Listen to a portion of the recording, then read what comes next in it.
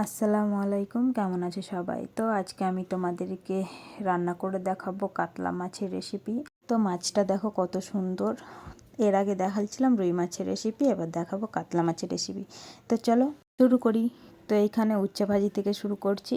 তো আমাদের এইদিকে করলা বলে, তো করলায় আলু, পেঁয়াজ, মরিচ আর করলা এগুলো দিয়ে ভালোভাবে কেটে নিয়েছিলাম। তেলে করলা আলুগুলো সব দিয়ে দিয়েছিলাম। দেওয়ার পরে লবণ ও হলুদ দিয়ে ভালোভাবে কষিয়ে নিয়েছিলাম বা ভেজে নিয়েছিলাম। তারপরে অল্প জল দিয়ে সেদ্ধ করার পর যখন হালকা সেদ্ধ হয়ে গেছিলো তখন মশলা দিয়ে ভালোভাবে লেড়ে লেড়ে ভেজে ভেজে তারপরে এমনটা। তো দেখো, তারপরে এইদিকে মাছ রান্না করছি। তো মাছের এই তেলটা দেখো কত বড় এবং কতটা সুন্দর। তো এই তেলটা সাইডে রেখে দেবো পরে দেওয়ার জন্যে।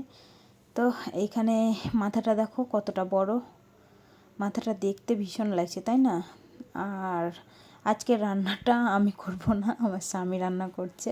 তো দেখো, তো এইখানে লবণ আর হলুদ দিয়ে ভালোভাবে মাছটাকে ম্যারিনেট করে নেব। তো তোমরা রান্নাটা দেখতে থাকো, দেখলেই সব বুঝতে পারবা। এর আগে আমি দেখাচ্ছিলাম রুই মাছের রেসিপি আমু আলু দিয়ে, এইবার কাতল মাছের রেসিপি দেখাবো আমু আলু দিয়ে। এর আগে রুই মাছের রেসিপিটা আমার বর খেয়ে বলেছিল ভীষণ সুন্দর হয়েছে, তো এবার সে নাকি রান্না করবে। তো আমায় হটে সেই রান্না করতে লেগেছিলো। আর এইখানে মাছ আমার হলুদ আর লবণ দিয়ে মাখা হয়ে গেছে, এদিকে তেলও গরম হয়ে গেছে। তো মাছগুলো আমি ছেড়ে দিচ্ছি গরম তেলে। তো একটা একটা করে সব মাছ ছেড়ে দেবো। তো আমার রেসিপি যদি তোমাদের ভালো লেগে থাকে তাহলে আরও নতুন নতুন রেসিপি পেতে আমার চ্যানেলটা সাবস্ক্রাইব করো এবং লাইক করো। আর পাশের বেল আইকনটা ক্লিক করো, যাতে আমি ক্লিক করে অল করে দিও, যাতে আমি পরের কোনো ভিডিও ছাড়লে তোমরা সেটা দেখতে পাও। তো এইভাবেই কথা বলতে বলতে আমার মাছ এক সাইড হয়ে গেছে, আর এক সাইড ভেজে নেব। তো ওইরকমভাবেই সবগুলো মাছ ভেজে নিতে হবে। তো এইখানে মাছ ভাজা আমার কমপ্লিট। তো এইবার আমার স্বামী বসে গেছে মাছ রান্না করতে। তো এইখানে তেল গরম করে পেঁয়াজ মরিচ দিয়ে দিল। পেঁয়াজ ও মরিচ দেওয়ার পর মনে হয় লবণ দেবে। তো দেখো, তোমরা দেখলেই বুঝতে পারবা। তো এখানে লেড়ে দিল। তো এবার লবণ দিয়ে দেবে। তো এখানে লবণ দিয়ে দিল। তো লবণ একটু কম হয়েছিল, তার জন্য আবার দিল। লবণ দিলে পেঁয়াজটা ভাজি ভালো হয়, পুড়ে যায় না। তো এখানে লবণ দিয়ে ভালোভাবে পেঁয়াজটা ভেজে নিচ্ছে।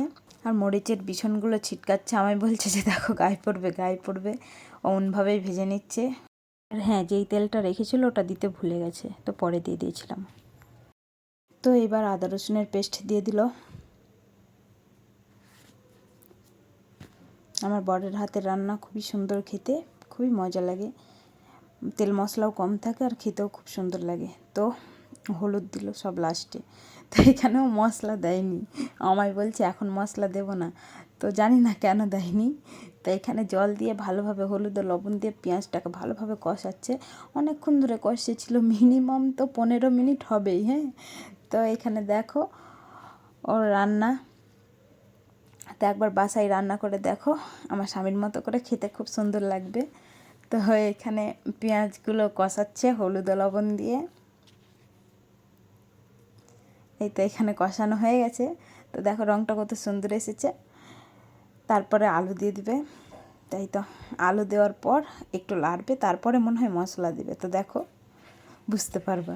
ও রান্না করতে বসে এত দুষ্টুমি করছিল যে আমি এখন ভয়েস দিচ্ছি তো আমার হাসি পাচ্ছে। তো এইখানে কষাচ্ছে আলুগুলো, অনেকক্ষণ ধরে কষিয়েছে। এক তো মশলা কষিয়েছে মনে হয় 15 মিনিট মতো। আলু দেওয়ার পর তো আলু অর্ধেক মতো সেদ্ধ করে দিয়েছিল কষানোতেই। তো এবার মশলাটা দিয়ে দেবে। মশলা দেওয়ার পর যেন মশলাটা তলে লেগে না যায় বা পুড়ে না যায়, তার জন্য অল্প অল্প করে জল দিচ্ছে। আর আলুটা কষিয়ে চলে যাচ্ছে অনেকক্ষণ ধরে কষিয়েছিল। কষানোর পরে তখন আমি চলে গিয়েছিলাম, তো আর ক্লিপ নেওয়া হয়নি।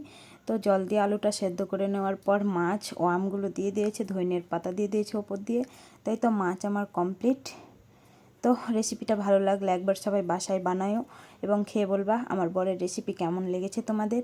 তো আজকের মতো এখানেই শেষ করছি, ফিরে আসছি নতুন কোনো আর এক রেসিপি নিয়ে।